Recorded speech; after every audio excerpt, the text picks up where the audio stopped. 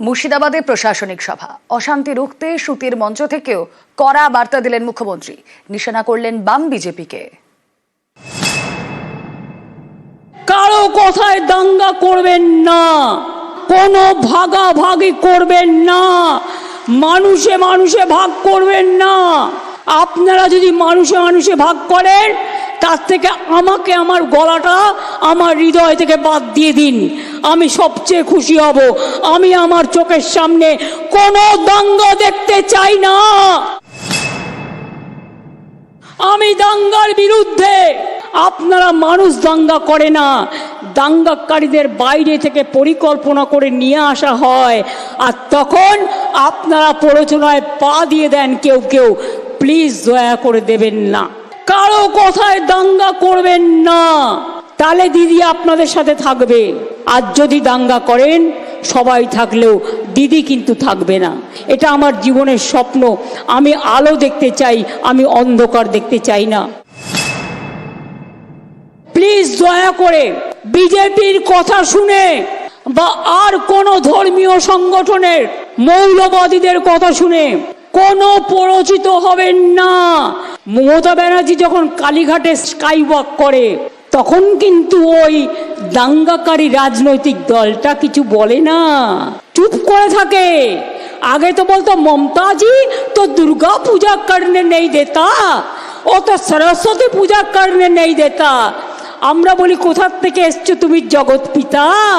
দুর্গা পুজো সবাই জায়গায় হয়, সরস্বতী পুজোও হয়। রাজ্যে রাজ্যে বিরোধ লাগলে দেশ ভালো থাকে না। রাজনীতি করার জন্য রাজপাটটাকে আলাদা রাখো। রাজপাটটা সবাইকে পালন করতে হয়, রাজধর্ম পালন করতে হয়। তাই আমি যে ধর্ম করি, আমার বাড়িতে কালী পুজোয় অনেক সংখ্যালঘু ভাই বোনেরা আসে। কই আমি কখনো বলেছি কেন তারা আসে? মনটাকে তৈরি করুন পবিত্র করে। 1992 সালে যখন বাবরি মসজিদ ধ্বংস হয়েছিল, সারা বাংলায় দাঙ্গা হলেও মুর্শিদাবাদ জেলায় হয়নি। মুর্শিদাবাদের মানুষ দাঙ্গা করতে দেননি।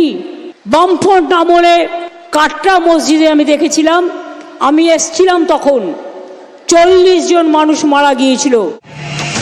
ওয়াকফ আইনের প্রতিবাদের নামে গত মাসে তাণ্ডব চলে মুর্শিদাবাদের সুতি শামশেরগঞ্জে।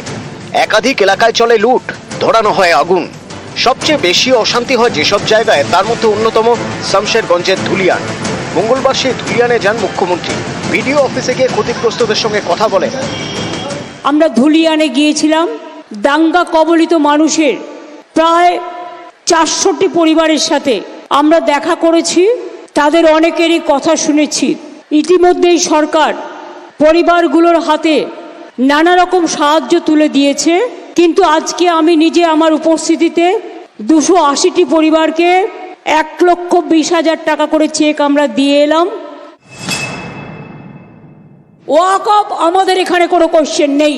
যদি ওয়াকফ নিয়ে আন্দোলন করতে হয়, দিল্লিতে যান, এখানে নয়।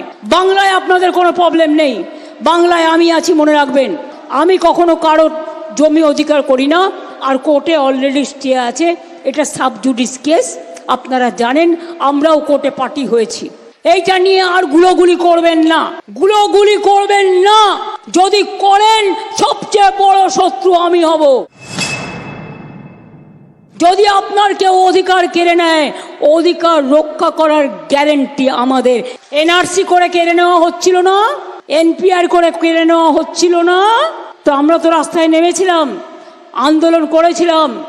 আপনাদের জন্য ডিসিশনটা আমায় নিতে দিন, আন্দোলনটা আমায় নিতে দিন।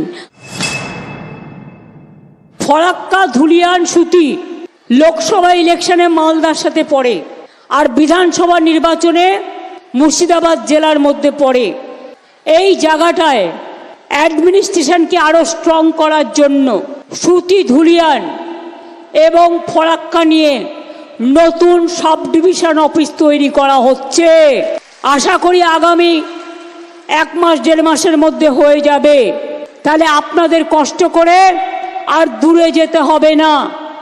বাড়ির কাছাকাছি সুতি, ধুলিয়ান এবং ফরাক্কার মধ্যবর্তী কোনো স্থানে এই সাব ডিভিশন অফিস তৈরি হবে। নিউজ 18 বাংলা।